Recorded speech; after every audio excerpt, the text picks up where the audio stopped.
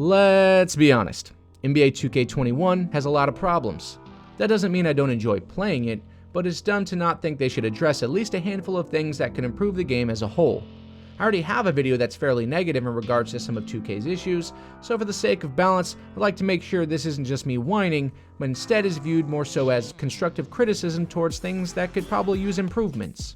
These suggestions are all personal preference, and I have to admit, I much prefer the 5v5 Rec and Pro-Am game modes to the Park ones. That said, I won't be speaking on improvements that have to do exclusively with the Park.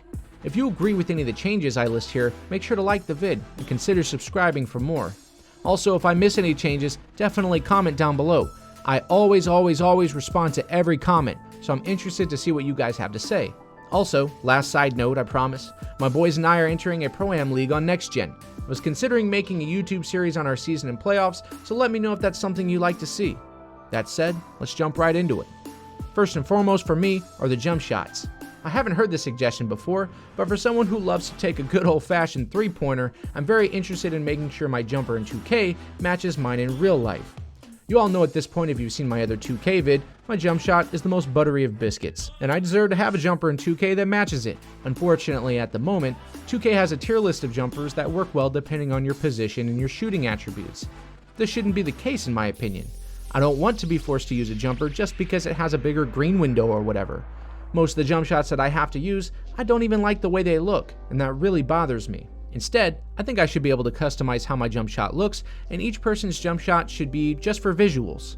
Aside from how my character looks, the next most important thing when identifying a hooper is by their distinct style of play. So this would help further to make each player feel unique and different. The way to accomplish this is by giving players 4 options for jumper speed: slow, normal, fast, and very fast. I'm aware that this was in a previous title, but maybe not executed as well as it could have been. If you're concerned about everyone just picking the fastest speed, simply lock certain speeds behind positions or, better yet, height restrictions. Guards under 6'4" should have very fast speeds, while players 6'10" or over should be forced into normal speeds. Now, before you criticize the idea and rush to the comment section to tell me there are good big man shooters, slow your roll. There are no big men with a release as fast as Curry's or Allen's. And do not try to tell me KD or PG, these guys do not have slow releases by any means, but actually watch them shoot. They do not have faster releases than quick shooting guards. They don't have to. They're tall enough to not rush their motions because they simply just shoot over people. Moving on, I'm very concerned with the lack of continuity between current and next-gen 2K titles. 2K was very clear that they are very different games. That said, I worry that the development team could potentially have been split into 2 to make 2 different games annually. The fact of the matter is, 2K misses the bar on a lot when they're just making 1 game every year, so it's a fair concern to hope they aren't splitting their efforts in halves. One way to make sure there's more continuity between the generation of consoles is to make sure they're implementing things in current gen that don't break the bank in regards to what the old consoles are capable of. One obvious thing they could add would be to bring the revamped version of the next gen's build system. The cold truth about the system is that it is very close to being good, but unfortunately 2K21 does not incentivize the build variation that they're capable of. Anyone playing the next gen versions already know 6'7" and 6'8" power forwards are the obvious choice for anyone looking for the most effective builds. The reason for this is because they've been weighted towards receiving the most badges out of any other type of character you could possibly make.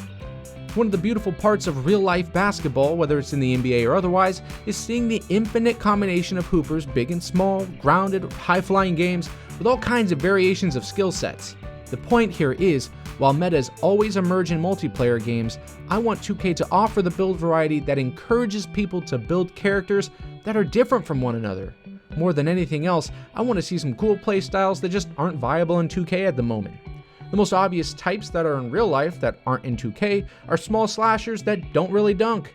In 2K slashing, dunking is king, and if you aren't absolutely bashing on defenses, then you're just not a good slasher in 2K.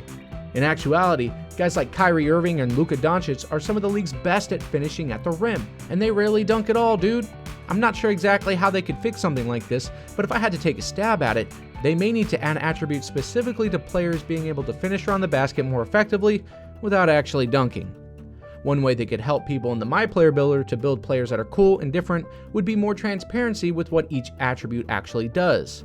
Not being clear about the attributes has led to an epidemic in misinformation, especially in the YouTube community, on what to focus on to make certain types of builds do what they're supposed to do. A prime example of this is seeing all the build guides on YouTube for big men without interior defense. It wasn't until 4 or 5 months after next gen launch that people realized, man, interior defense plus block is what stops big men from getting smashed on so much, and even affecting shots around the paint. To be honest, I still don't know if I see the value in things like shot close or strength attributes, and maybe that's just me being ignorant, but I don't know what they affect, and damn it, this information should not be experimental. I should know what they affect right off the rip. Like, dude, they already have tooltips for each badge. Would it be so difficult to add something like that for each attribute? I honestly don't think so, but I don't think that's too much to ask for at all.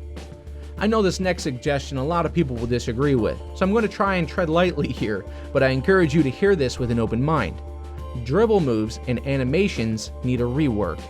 To piggyback even more on build variety, simply put, short guards should have the faster, more naturally effective dribble moves, while taller ball handlers should obviously have some moves at their disposal, but with a difference in dribble speed or a lacking in certain animations. That would encourage more people to make the 6'2 to 6'4 guards, which are very prominent in the NBA, but not really represented on the courts in 2K.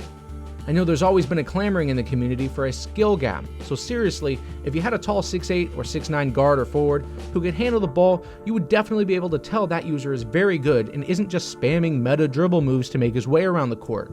I know this is a departure from how things have been for a while, but you'll notice as long as people have had the ability to spam meta dribbles at almost any size, there's always been less and less of a skill gap.